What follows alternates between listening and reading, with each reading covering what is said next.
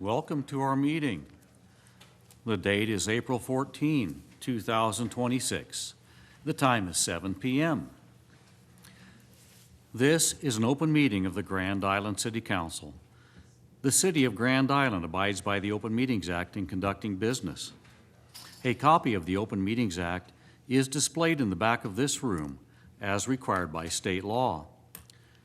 The City Council may vote to go into closed session on any agenda item as allowed by state law. Now, I ask that you stand and join us in the Pledge of Allegiance. Allegiance to the flag of the United States of America and to the republic for which it stands, one nation, under God, indivisible, with liberty and justice for all. The city clerk will now perform roll call. Councilmember Sheard. Present. Councilmember Stelk. Present. Councilmember Conley. Present. Councilmember Nickerson. Present. Councilmember Brown. Present. Councilmember Hazy. Present. Councilmember Mendoza will be absent. Council President O'Neill. Present. Councilmember Pollock. Present. Councilmember Lanfear. Present. And Mayor Steele. Present. Also present are Jill Grenier, the city clerk, Patrick Brown, the city administrator, Stacy Nonhoff, the assistant city attorney, and Keith Kurtz, the public works director. Individuals who have appropriate items for city council consideration should complete the request for future agenda items form located at the information booth. If the issue can be handled administratively without council action, notification will be provided.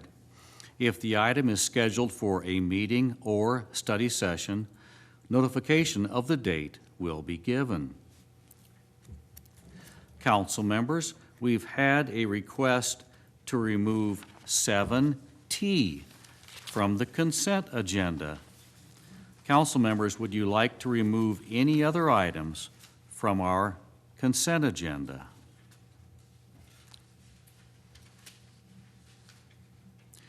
Hearing none, we shall continue.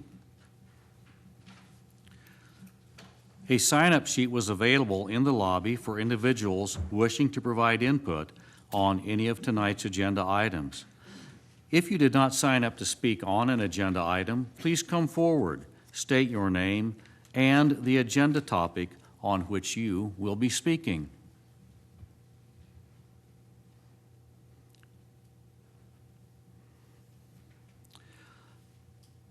No one has come forward, so we shall continue. There are a couple changes to tonight's agenda. We will not receive an audit presentation on 6B because of a scheduling conflict with the presenter. That will come back later on our agenda on a future date. Also, as it concerns consent agenda item 7C, the payment of claims from April 15, 2026 through April 28, 2026. The corrected amount is $8,024,320.31. That is a decrease of $4,055 from the amount stated in our agenda that was published. So we're making that change at this time. The first thing on our agenda is 6A, Grand Island Casino Resort presentation. Mr. Fiala. Good evening, sir. Good evening. First of all, I'd like to thank the mayor and the city council for allowing me a little bit of time to share what's going on at Grand Island Casino Resort. We celebrated our one-year anniversary last Friday on April 10th. When we opened our temporary facility in December of 2022, we started with 100 teammates. Then we added table games in August of '23, along with 50 more teammates. Today, we stand with a full resort, 431 hospitality professionals right here in Grand Island. Since gaming was new to the area, we've trained hundreds of people in food service and preparation, table games dealing and management, cage cashiering and count, hotel operations, surveillance, and security. We are developing hospitality professionals right here in Grand Island. 86.5% of our employees live in Hall County, shop in Hall County, and I live in Hall County. I shop in Hall County. I spend my money here as well. Our $185 million fully integrated resort has 3 restaurants, including Ruthie's, which is a fine dining steak and seafood restaurant, a 162-room hotel, a luxury spa, small banquet space, indoor and outdoor pools, and hot tubs. We are adding 1,000 parking stalls on the Fauner Park campus, which can be used by all visitors, not only to the casino, but anybody on campus, and especially during the state fair. So a few of the economic things I would like to just show you. In the trailing 12 months, we've had almost $250 million impact on this area in Nebraska and Grand Island and Hall County. The building and construction was about $185 million. The Grand Island and Nebraska vendors, last year, the trailing 12 months, we spent over $18 million. Fauner Park ownership got a little bit over $5.9 million, and then that parking lot's going to be about $3.4 million. Taxes that we paid to the city and the state, property tax, $751,000. It is billed to Fauner, but we reimburse for that. And then the city share and the county share of the gaming tax is $1.4 million. City lodging tax, $42,000. And then city occupation tax, $93,000. So the impact direct to the city and the county for the first year is $3.8 million. We also pay a lot of taxes to the state for the property tax and problem gaming and state fund, sales and use tax, state lodging tax, payroll taxes, and then our state withholding tax for anybody that wins on gaming was over $12 million. Last year, we paid over $16 million in wages and benefits to our employees. So that total impact number is $245 million. I just want to put that in perspective. You know, Grand Island is known for the world-famous sand hill crane migration. It draws about 35,000 visitors a year, and the estimated regional impact is about $28 million. The casino's first-year impact is almost 10 times that. The Nebraska State Fair, which is a cherished 11-day tradition that attracts over 334,000 visitors in 2025, produced an estimated $20 million in economic impact. Grand Island has surpassed that as well. For every dollar of that direct impact, there's also indirect impact that happens right here in the city and the county and the state. Dan Keel, the CEO of Elite Casino Resorts, said that when we broke ground here, we made a promise to Grand Island this resort would be more than entertainment. It would be an economic engine for the entire region, and I think we've delivered on that promise through our first year. As council members, I encourage you to reinvest in some of those economic dollars back into Fauner Park, back into marketing the campus and events, like livestock shows. When Fauner Park is busy, Grand Island is busy. So that's really what I'm here today. Just don't forget us when you're thinking about putting some money back into the campus. You know, I know we're developing throughout the city, but don't forget that Fauner Park is here, that's been here 70-some years, and just keep putting some money back into us. So that's really all I ask. Don't forget us, and thank you so much for your time. If you guys have any questions, I'd be happy to answer them. Mr. Fiala, I want to thank you for your wonderful presentation, and I must say I have been very impressed with you and your team and with the Keel family. Thank you also for providing excellent hospitality jobs. Mr. Nickerson. Yeah, thank you for the update. I appreciate all of this information. I guess my first question to you would be, this is probably a loaded question because you're going to have to be very careful how you answer it. Okay. But has your first year met or exceeded your expectations? It's exceeded our expectations by a little bit. This is our 7th casino, so it's not like we're new to this. There was economic development studies done before we got here. It's really what we thought it would be. And the people here have been great. I think we're really surprised at the talent that we found and the employees that we found. 431 employees is a lot of employees, you know, and I think that was our biggest worry when we first moved here, but we've been well received in the community. And, you know, we do things for our employees too. We have profit sharing quarterly. We share profits with them. We do food trucks. We want to make sure that they're happy because it is hospitality, so. Very good. Honestly, a couple things. When I first realized that a casino was coming here, I had some reservations. I really did. Some of those reservations were, are we going to see an uptick in crime? You know, people needing money to go gamble. Are we going to have more homelessness where people spend all their money and now they're living on the street? You know what? I've not seen any of that. And that's a pleasant surprise. Not that they always go together, but through addiction and things like this, we know that things can happen. But you have performed for a year so quietly, a lot of times you don't even realize the casino's there because there's not a lot of hubbub, there's not trouble, we're not having the police called all the time there. And that's a positive thing for the community as well. So I appreciate that. And to know that you are employing over 400 professionals, that's great for us. And there has to be a great interaction between Fauner Park, the event center, the casino, all the stuff, because when somebody's at one event, my guess is some of them spill over into the other areas. So do you see that happen on a continual basis? Yeah, so especially horse racing, Friday and Saturday nights, we have a link, we call it, that goes right into Fauner Park, and we have that open an hour and a half before racing, and then usually an hour or two after racing's done. And people can walk right from Fauner Park into the casino, they can walk from the casino into Fauner Park. The one thing they can't do is carry liquor back and forth because we have separate liquor licenses, but it's worked out really well for us. And the same with the Heartland Event Center. For like Love Volleyball, when they were here, we opened that up. Tons of traffic came back for that too. Any entertainment that they can do at the, I think, Big Iron Center, they're going to call it now, helps us out. It really does. Super. So. And once a month, we get together on campus, and I'm talking the State Fair, Fauner Park, Heartland Event Center, and us, and we just kind of talk about things that are going on our campus and how we can help promote each other's business.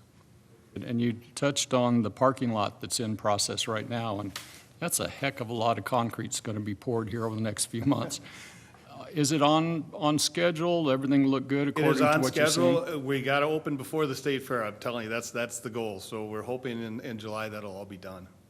Very good. Well, it's great to watch things happen, and I can't say it's problem-free because I don't know all the details, but to me, it just seems like you've just quietly operated and you're operating successfully. That's good for you. That's good for Grand Island. I appreciate that. Been very good for us, too. Thank you. Mr. Brown? Mr. Field, I just want to express that you run a class operation out there, and me and my wife go out there and eat at Ruthie's and the other 22nd Street. But we really like it, and everybody in town that I talk to likes it. You've done a real good job. Appreciate it. Good, thank you. We had our growing pains. I mean, we've had some rough days here and there, but overall, it's gone really well. We're very pleased with the first year. Mr. Sheard? Thank you. I got a question, but I do want to pile on the compliments. It has been nice to have this. Again, eating at the restaurants, all of them, enjoyed making a few property tax reduction donations here and there through the many mechanisms. Very nice people out there. Been very, very pleased with that.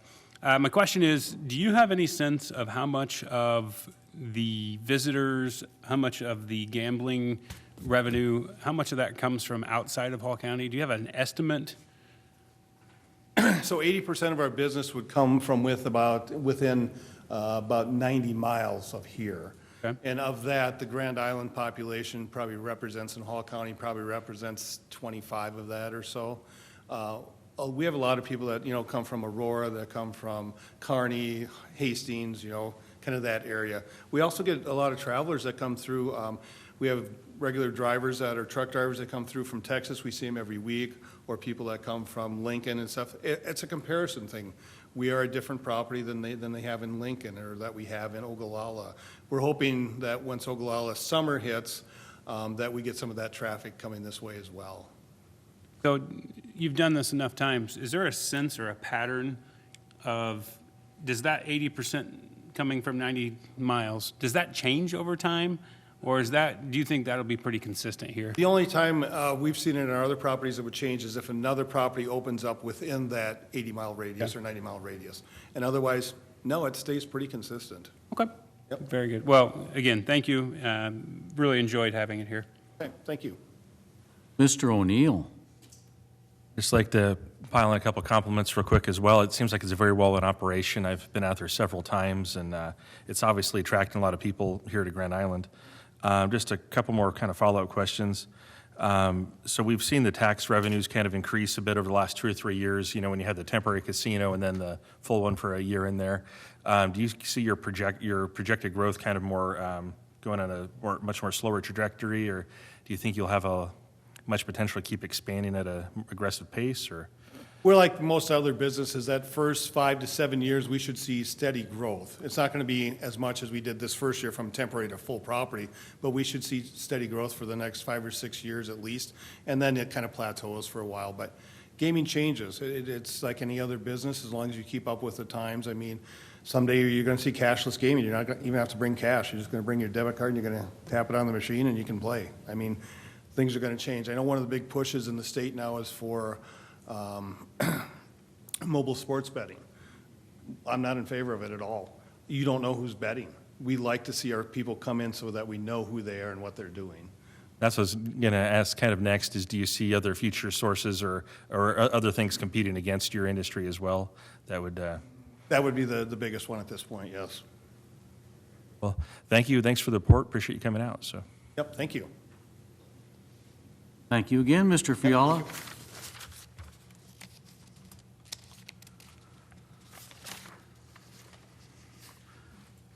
We will now take up our consent agenda. And Mr. Scheer, do you have a motion? I do. I move to approve the consent agenda items 7A through 7V with the exception of T. And Mr. Brown. I second that motion. Any discussion? Please vote. Motion adopted. 7T, consideration to approve improvements to the train area in Stolly Park. Good evening, Mr. McCoy. Thank you, Mayor, City Council. The zoo operated at Stolly Park up until 2001. You might remember that. The only thing that really is left from the zoo is the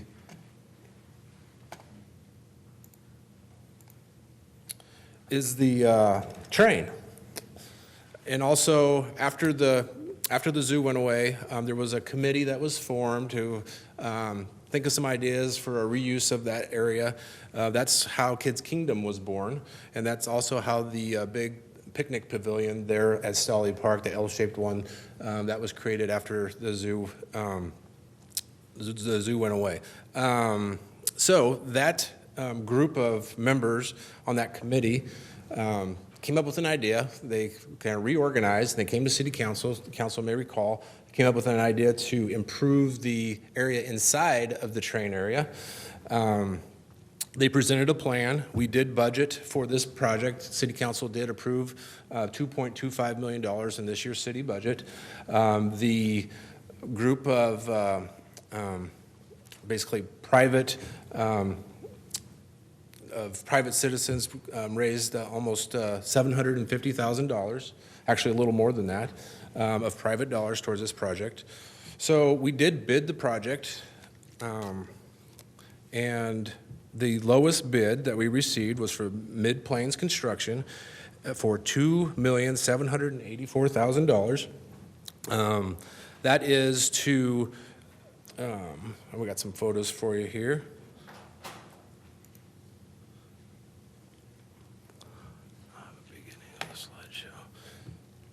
So we're going to have some train crossings, of course, sidewalks, some new tunnels. This particular tunnel here you see to the left is lit with LED lighting that can be changed with different colors and themed. There's a bridge there to the right. new playground equipment. There's also some picnic shelters and some basically pedestrian lighting, and just lots of landscaping.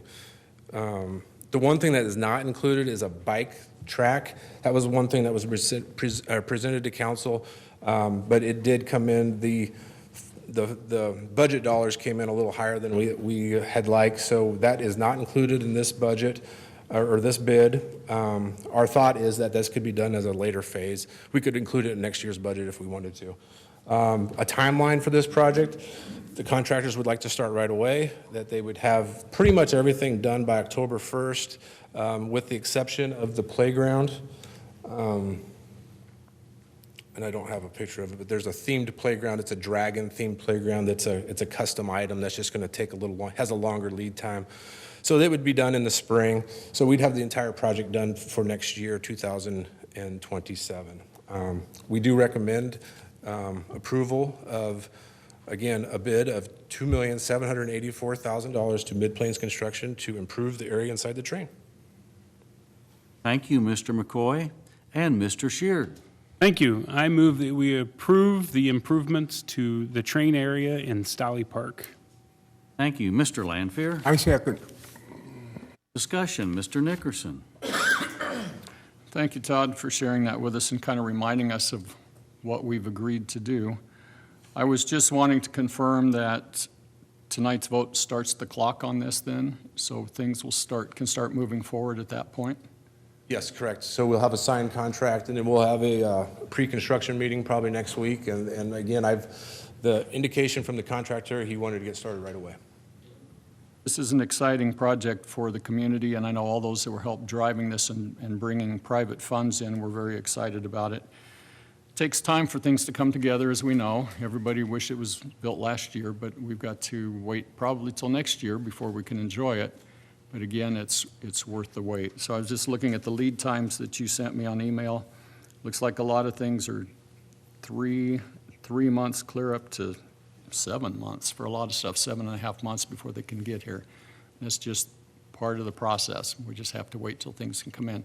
It's going to be a beautiful addition to Stolly Park, and the more I'm out at Stolly Park playing on those old pickleball courts, it's just a gorgeous park. There's just so many amenities there, and this is going to enhance that so greatly. And what I'm really excited about, the tunnels are great. I know it's going to be fun on the train ride, but I'm excited about the things that give kids activities. Let them burn that energy. Go out there and run yourself ragged. And that's the fun part of this thing. The tunnels with the train, they're going to be fun. But I think this is where all the action is going to really happen when we've got kids out there enjoying that every day. So thank you for bringing that to us tonight.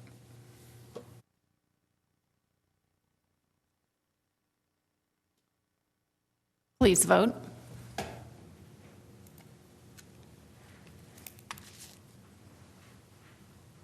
Motion adopted. We will now take up our public hearings. Public hearing 8A, public hearing on the purchase of property at 2915 South North Road for the Parks and Recreation Department. Mr. Brown. Thank you, Mayor. Good evening, Council. Before you is the property, which you'll see on this map right here is right here. It's basically 2 acres in this rectangle. The house is vacant. The folks the estate has accepted our offer of $295,000. And this is just a public hearing about the purchase of real estate. Thank you. Public hearing is now open. Is there anyone that would like to speak on this item? If not, public hearing is now closed. A motion, Council. Mr. O'Neill. I move we approve 2026-96. Thank you, Mr. Lanfear. I second. Thank you. Any discussion? Please vote. Motion adopted. Public hearing 8B, public hearing on acquisition of utility easement 3404 West Highway 30, Consolidated Concrete Company. Mr. Hartley. Thank you, Mr. Mayor. This is for a 20-foot easement for electric service at Consolidated Concrete. Thank you, sir.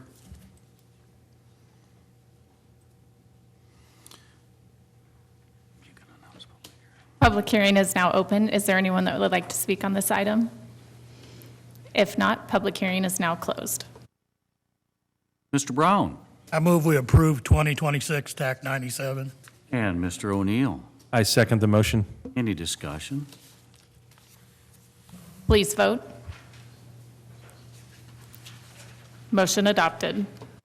Resolutions 9A, approving Grand Island Expo Events and Livestock, Inc., LB 840 application. Mr. Brown? Thank you, Mayor. Mainly, Mary Burley will be giving a presentation on this, but I just wanted to give you some information. So tonight, you're going to be asked to approve the, the application. We're still working on the contract. We got the red line version back from Fauner Park or GI Expo on Thursday. We had several people out, conferences, schools. And so we are still working on that contract. I see absolutely no barriers. I think it'll get done quickly, very quickly, and I know council wants to get this done. I know GI Expo wants to get this done. And I just want to assure you that we'll be as fast as we possibly can. So, Mary? Thank you, Mr. Brown. Mrs. Burley? Thank you, Mayor. Mary Burley, I represent the Grand Island Area Economic Development Corporation, presenting an LB 840 application for you this evening on Grand Island Expo Events and Livestock. GI Expo, as we refer to it, is replacing the Grand Island Livestock Complex Authority, also known as GILCA, to take over the recruitment and facilitation of livestock shows on the Fauner Park campus. The Fauner Park campus has evolved tremendously over the years since the very first horse race occurred there in 1954. And as I was working through this presentation and looking at the overlays on the city's GIS system, it was fun to see how that campus truly evolved with Island Oasis, next Heartland Event Center, and then land that was dedicated for Fire Station number 1. You see in the bottom there are city baseball and soccer fields. Those were then replaced and relocated when the State Fair buildings moved. Up on that north side, you'll see the community's very, very busy community field house, and then the Nebraska building, and last but not least, Elite Casinos, Grand Island Casino and Resort Spa, which is very conveniently timed today. We did not know that they would be placing their economic impact study for your consideration today, but it works out really well for us. So the activities that take place within the Fauner Park campus are an incredible economic driver. We know that through the math, but we also know that livestock shows are part of our foundation and part of our identity. And that foundation and that identity are all rooted in agriculture. So I wanted to show this video because oftentimes we see these buildings when they're packed full of critters and people. And so it's hard to understand what truly the magnitude and the impact that these buildings have in our community and how they are just such a showcase facilities that we have here in Grand Island.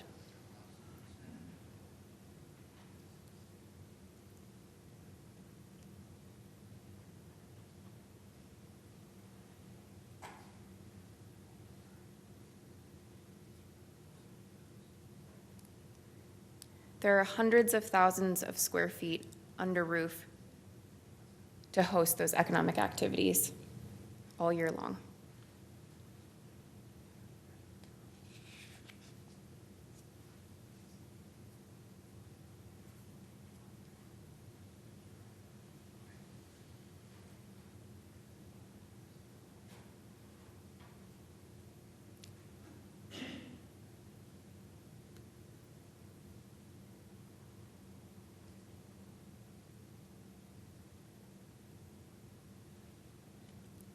We'll move on, but there's lots more cool stuff that happens under those roofs. So Grand Island Livestock Complex Authority, GILCA, was a partnership that began in 2015. This was an organic partnership between Fauner Park, the Nebraska State Fair, Grand Island Tourism, and Grand Island Chamber of Commerce. Each one of those partners chipped in $25,000 annually. And then they also added volunteer work, lots of labor that was donated, equipment, fuel, security, each one of those contributing to the facilitation of those shows. And this worked for 10 years, 10 really good years, but it doesn't, the equation just doesn't work today. Each one of those entities does not have the disposable income to contribute to the operations of those livestock facilities, nor do they have the capacity to donate that labor anymore. Some of those national and state livestock shows that are held in Grand Island and put Grand Island on the map include the Junior National Hereford Show, National Junior Angus, Red Angus Youth Expo, American Shorthorn, et cetera, et cetera, et cetera. Some of those critters I can't even try to pronounce. And we know that Grand Island is rooted in agriculture. We know that Grand Island families participate in these livestock shows. This little gal here, her name is Collins, and she's an 8th grader with Grand Island Public Schools. When she's not showing her cattle nationally, she's a really aggressive and talented center midfielder on my daughter's soccer team. And she gets to do both here in Grand Island. I think that's an important component to that. But because we know that Collins participates, but we know that largely a significant amount of folks that come to show their animals in Grand Island are not from our community. They are from very much outside of our community, bringing new money in. And the majority of those participants, when they come here, they bring their new money, they stay in their hotels, they eat their food, they drive tourism-related activity. And this tourism-related activity makes this program an eligible LB 840 entity and activity.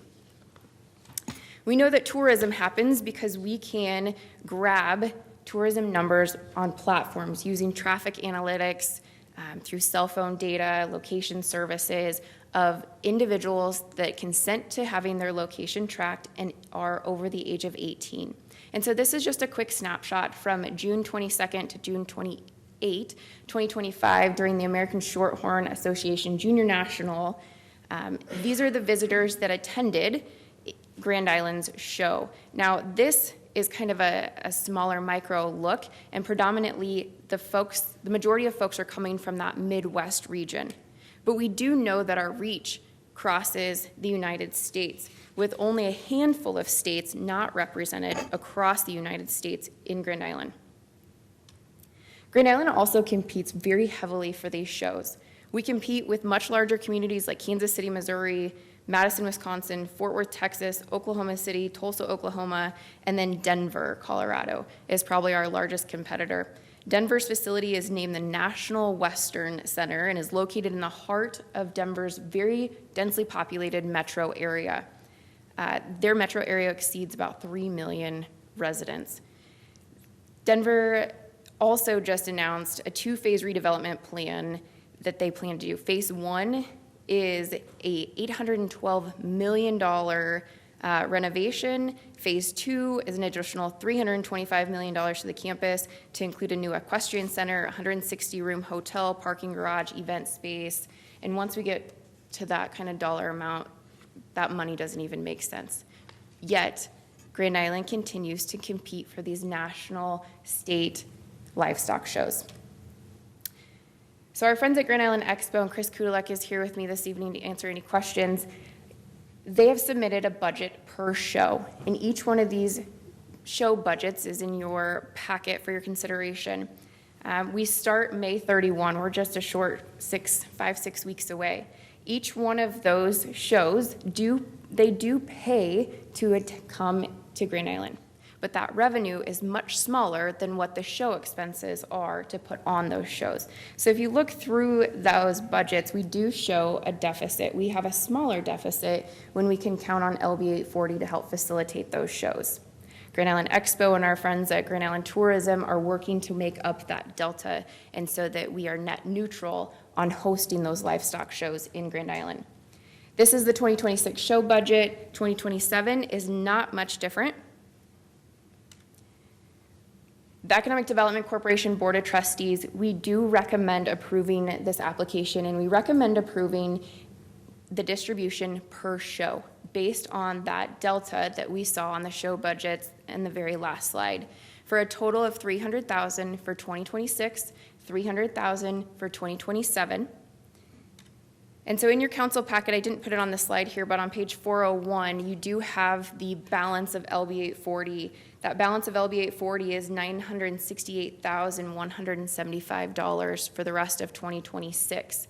We do request that you earmark and approve $600,000 for Grand Island Expo events and livestock to host national and state livestock shows in Grand Island, again for 2026 and 2027. And we're happy to answer any questions. Mr. Hossie? Thank you, Mayor. I move to approve Resolution 2026. I'm sorry, do we have some speakers? You guys both just want to answer questions if Chris and Brad, right? Okay. Mr. Hossie, I'm sorry I interrupted you. Okay. I move to approve Resolution 2026-98. And Mr. Sheard? Thank you. I'll second that. Mr. Pollock? I would just like to say, this is something the city of Grand Island needs. I don't know exactly how much per show the average asking is, but I guarantee if what we pay them, grandma, grandpa, nephews, bring the money back into the community. If it wasn't working so well, there wouldn't be so many people out there grabbing for it. Thank you. Thank you, Mr. Pollock. Mr. Sheard? Thank you. I agree, and because Mike's pretty smart, he said a lot of good things there. What I'll add to that, these shows have been adding to our economy for a number of years, and it's been on the backs of some businesses that put a lot into it. I think Mary alluded to that. The organizations, a part of GILCA, put a lot into this and didn't always get that return that the rest of the community got, that other businesses received from this, that we all benefit from. So I think this opportunity for us to help along these shows and take it off of some of Fauner's back, quite frankly, and some of the other partners. I think it's a great opportunity for us. I think it's probably long overdue, but it's an opportunity to get us going for the next couple years. And hopefully we find a solution that gets us well beyond that to keep these shows coming forever, or at least until well past my days. And Mr. Mayor, I promise that I will see you at one of those shows. I don't want you to say that you won't see any of us. I will make a bet that you'll see every one of us out there at some point, and I will go head to head with you and guess the names of the Cadillacs. Thank you, Mr. Sheard. Mr. Brown? Yes, I think this needs to be approved, and it's bringing a great deal of money into Grand Island. I just ask that at the end of the year, we have accountability for the money spent on each one of those. That's what I request for the taxpayers. Thank you. Mr. Hossie? Thank you, Mayor. Grand Island is on a roll. I think the momentum that is going on in Grand Island, almost everywhere I look, whether it's from the casino impact or at the Fauner campus or anywhere in town, I see Grand Island on a very momentous roll where we're doing a lot of things, attracting a lot of people, and I frankly would rather go to an event in Grand Island, Nebraska than Denver, Colorado. And so it's the attraction of this community. It's the momentum that we have going on, and that's what we're trying to sustain. Even though there's different challenges in the business cycle, we need to step up to these challenges and figure it out. And we as Nebraskans, we can always figure it out. Thank you, Mr. Hossie. Mr. Landfair? I agree with Mike over here, most of what he said. Basically, this is something Grand Island's known for. And like Chuck says, we're on a roll. We have a lot of things going, more things coming in. This is something that's really good. We've got to help it survive. We've got to support it. So I'm in favor of it. You have my vote. Well said, Mr. Landfair. Mr. Stelk? Thank you, Mr. Mayor. I too am in favor of this project. It's for 2 years. My question is, what goes on after that?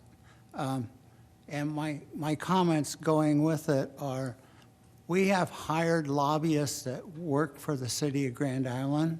Let's put them to work on this. Let's talk to our 3 local legislative people and get them to work for us too and get something passed. All you're doing right now, and this is a great project, but all you're doing right now is you're buying 2 years of time. So I challenge the council, I challenge the community of Grand Island, let's get this figured out so we're not back here in 2 years. Mr. Stelk will bring this up with the city's lobbyist. Mr. O'Neill? Thanks, Mayor. I want to do anything we can to continue to attract visitors to Grand Island. We love it when people come here, stay in a hotel, go out to eat, go shopping. That's a big economic impact to town, and we want to keep doing that. These shows have been a success for a long time. I live out near the Fonner campus. I can always tell there's something going on out there when these things are here in town. And these are things I think we have to find ways to protect, because once it's gone, it's tough to get back. And I think what we found is there's a lot of other communities around here that have got very competitive with their facilities now too, that we didn't have some of that competition several years ago. I'd like to echo what Councilmember Stelk said too. I think we should continue to talk to the state as well, and I had mentioned this a couple months ago to a state representative as well. I think we should continue to explore all other revenue sources as well, and it seems like our peers are doing other things that maybe we're not doing, and we need every tool we can get in the kit to make sure we can continue keeping these here, and I'll do whatever I can to try and help as well. So thank you, and I'm very supportive of this.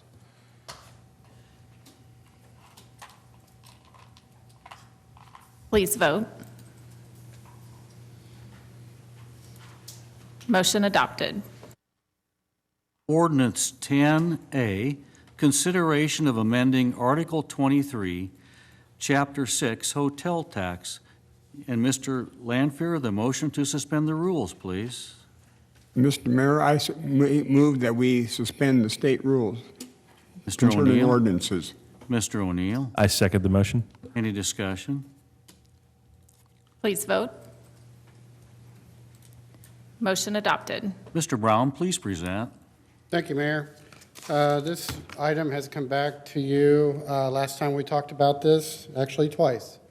Talked about this in December of '25 and also in the retreat in February.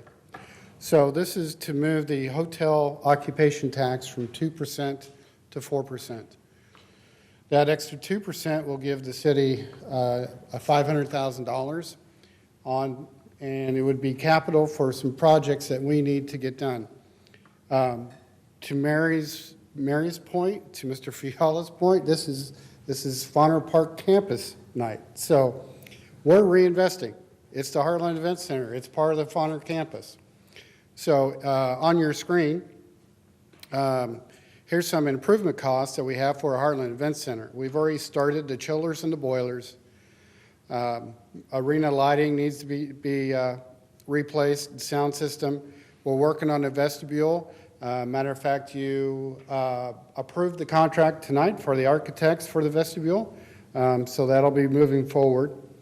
The roof replacement, the ice rink, as I think council all knows, that grant did not go through. So I'm not sure of the energy of pursuing the ice rink at this time. It's a conversation to come up. So the subtotal, if you include the ice rink, is $10 million. And then you have Island Oasis, which I consider part of the Fonner campus as well, at $11,500,000. And so we're looking at basically $23,500 investment into that area. So, I mean, 23 million. yeah, I'm sorry, 23 million. So one of the things I do from Mr. Fiala's presentation and economic impact to the city and county, I saw in there, so the casino tax, which we put into our general fund, which has helped us not raising property tax. So that has helped immensely, okay? That's also helped when the state has reduced some of our revenues that we get from the state.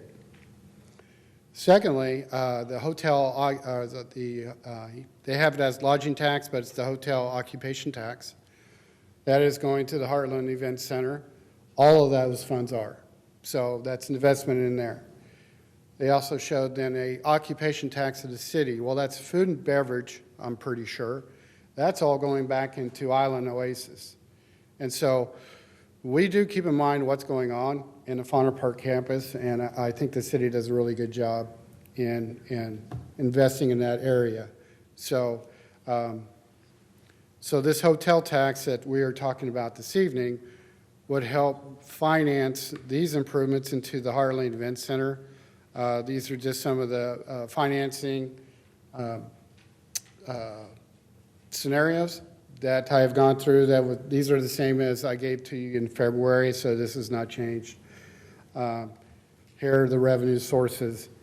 We also have here, this is a comparison of all the taxes that places charge for people to stay. So at Omaha, you'll see it 17.5, 16 in Lincoln, Grand Island's 14.5, Kearney 15, 16.65 Manhattan, Lawrence is 17.35, 16.13 Kansas City, Denver is 19.9, Fort Worth is 19.25, and Louisville, Kentucky, it's 17. So the median is 16, basically 16%, and we would be at 16.5. So we're right into the median area on this, so we're not the lowest, we're not the highest. So again, this is just to increase the hotel tax to another 2% to 4%, and it wouldn't go into effect until May 1st of 26. Thank you. Brad, did you want to speak or just questions?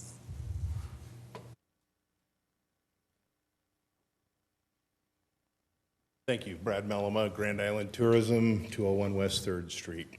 Wanted to speak on this. I did not know that the Island Oasis was going to be proposed as a part of this project. I'm not sure I understand how the connection of that directly to the hotel tax makes a lot of sense. I do understand the increase potentially needed for some of the things at Heartland Event Center, but I want to encourage you as council to think of this as a plan to increase tourism in Grand Island, not just fix stuff, okay? Not just fix stuff. Make it a plan so that it's a part of the larger community effort to grow the tourism economy of our community, okay? Island Oasis, I'm just absorbing this right now. I didn't know that was going to be a part of this.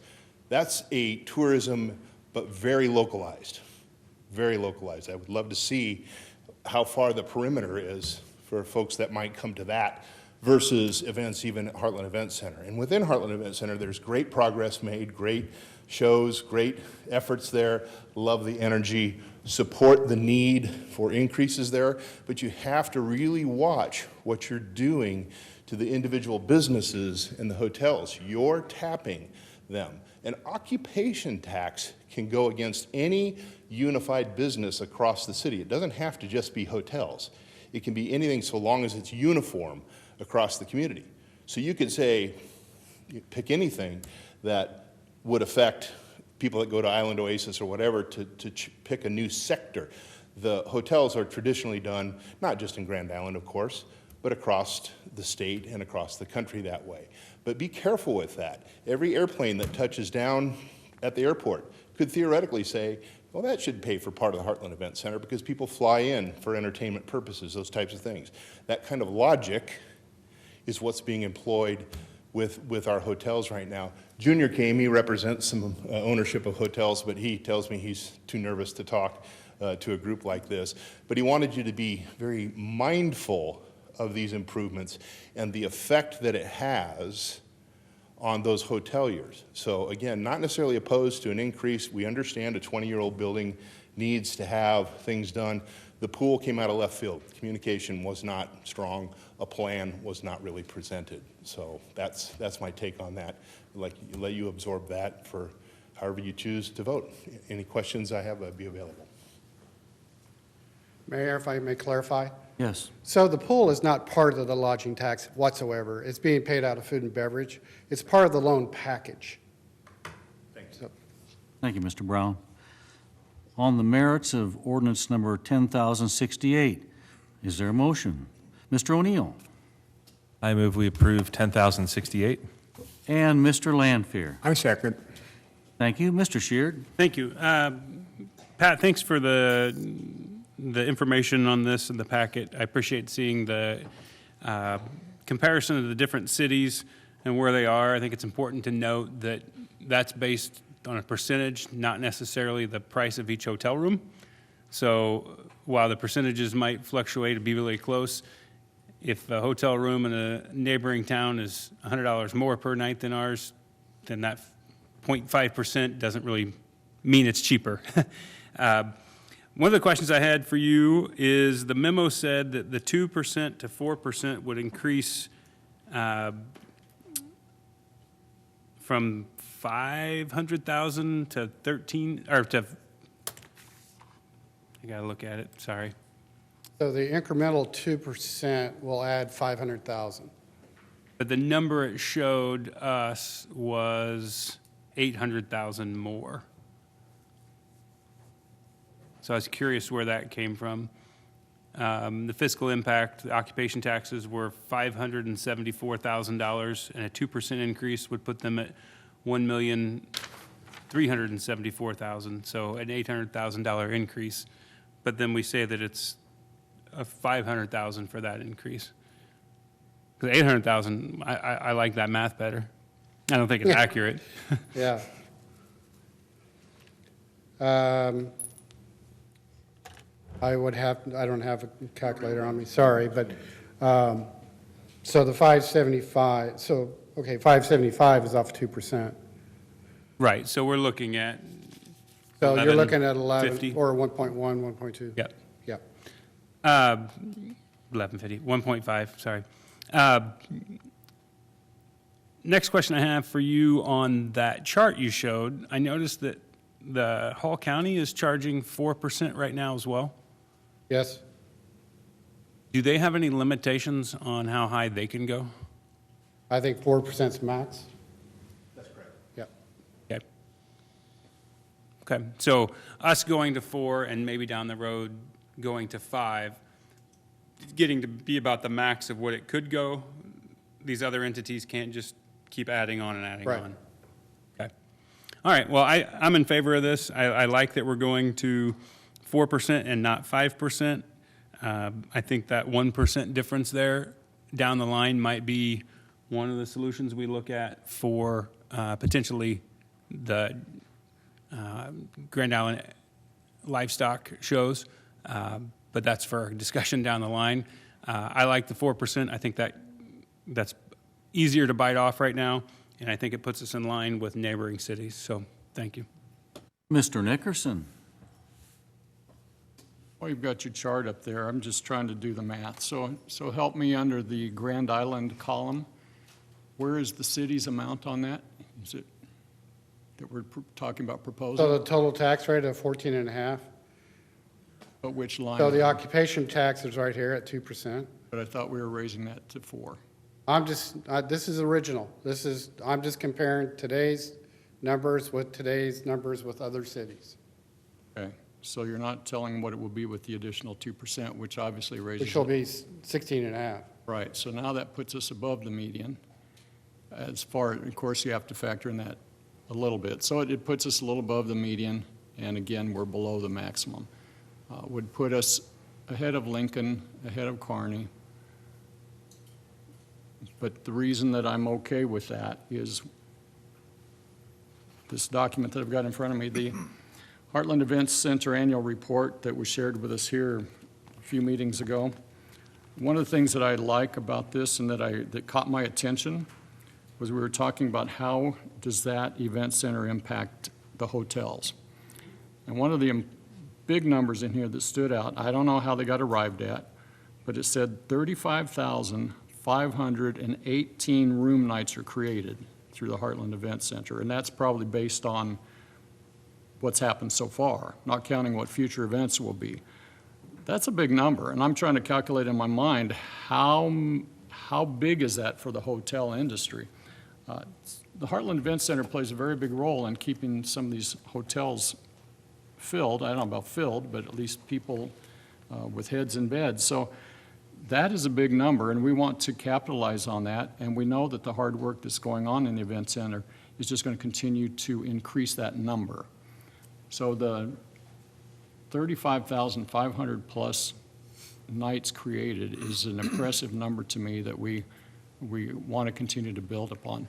I think when we spoke of this back in December or whenever it was, I think a lot of the pushback that we heard was, again, are we going to pick on the industry of hotels at this point at a 5% rate? And I think we've had good discussions that said that 5% is probably too much. And probably when we're looking at the needs here to keep an event center current in the greatest way possible, we do need to invest in that event center because we know that that 35,500 plus should increase with all the work that Kyler Tarwater and his crew's doing. So we should see that increase. That should be good for the industry and hotels. That should be good for the food and beverage tax. And I think for Grand Island as a whole, we just see a win-win there. So I'm okay with the 4%. And if we need to look at additional revenue, I would agree that there may be some other avenues we should probably look down, but right now this seems to make sense, and I really like the amount of rooms that are filled so far. It's pretty impressive to me. Mr. O'Neill. I support the 2% increase in the occupation tax, and I think it's the most responsible way to fund the repairs at the event center at this time. The need's real. There's at least 10 to 12 million going in there depending upon what we do. The comparison sheet shows that Grand Island's, still at the low end of that spectrum, and I think it's good for the local taxpayers as well if we can get into the midpoint with the occupation tax and protect them as well. And the key thing is this event center is starting to draw a lot of people from out of town. And I've spent a lot of time talking to Kyler over there. I've been to a lot of events, and I've seen anything from demo derbies to volleyball games to concerts or whatever. There are a lot of people coming from out of town. I talked to someone else in town today trying to do a multi-day event there later this year that'll attract a lot of people from out of town as well. And I think we want to make sure that these events are bringing people to stay in hotels here as well, and I think many of them are. Venue work seems like they've been working very hard, and there's a lot of stuff wearing down in a 20-year-old facility we have to take care of. I think it's the right funding source. It's paid by hotel guests and not local property taxpayers. We know the repairs are needed, and it seems like this funding source does fit this. I think it's a good range to be in. I think the 5% was too high as well, and we want to be responsible. I think being at that midpoint is a defensible place to be. Mr. Pollack. Thank you, Mayor. Pat, 5%, how much would it change the bottom line on the total? Add another 250. That seems like an awful small bag of peanuts that we're arguing about. My only problem with having this left back in reserve is we have the legislature out there every year looking for places where there's preserved money that they can take. And trust me, if they had no problem taking Good Life District money, they have no problem taking this. I would just as soon go for the 5%, have it cut and dried, and we'll be done with it. Because we'll be back in 2 years asking for it. If everything goes the way it always has. Thank Pat.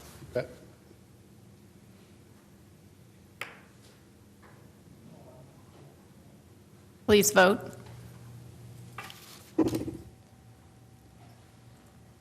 Motion adopted. Ordinance 10B, consideration of vacation of public right-of-way in original town alley from Claiborne Street to Elm Street between First Street and Division Street. Mr. Kurtz? Well, first, we're going to suspend the statutory rules first, I think. Mr. Lanfear? I move we suspend state statutory rules considering ordinances. And Mr. O'Neill? I second the motion. Any discussion? Please vote. Motion adopted. Now, Mr. Kurtz, please proceed. Yes, the Public Works Department received a request on behalf of Hope Harbor to vacate the alley between Claiborne and Elm, just south of First Street. They're looking to redevelop the north side of that lot, and they don't want traffic through the alley. They proposed an easement for the utilities in that alley space. All departments had a chance to comment on this. There were no objections, so we recommend vacating the alley between Claiborne and Elm, just south of First Street. Thank you, Mr. Kurtz. Mr. Brown? I move we approve 10,069. And Mr. O'Neill? I second the motion. Any discussion? Please vote. Motion adopted. Ordinance 10C, consideration of amending ordinance 22-125, parking and storing RVs. Mr. Lanfear, please proceed with your motion. I move that we suspend the state regulations considering ordinances. And Mr. O'Neill? I second. Any discussion? Please vote. Motion adopted. Good evening, Mrs. Nonhoff. Please present. Thank you. Grand Island Code Enforcement had come to the legal department asking for a change for the RV storage and how many you can have on your property to help clarify the codes and make it easier for them to enforce and for citizens of Grand Island to understand what they can and cannot do with RVs. So we're asking that you approve the ordinance tonight to bring forth this clarity. Basically, we're telling them you don't get more than 2 RVs on there. You can't leave them parked to fix, and I use that term very loosely, for months on end. There are time limits to how long that they can do this, and then their residing in them is not allowed, and making that very clear. So we ask that you approve these changes. Mr. Hossie? Thank you, Mayor. I move to approve ordinance number 10070. And Mr. Brown? I second that motion. Discussion? Please vote.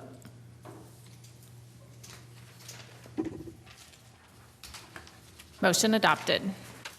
Thank you, everyone, for an excellent meeting. We are adjourned. Hour tonight, huh?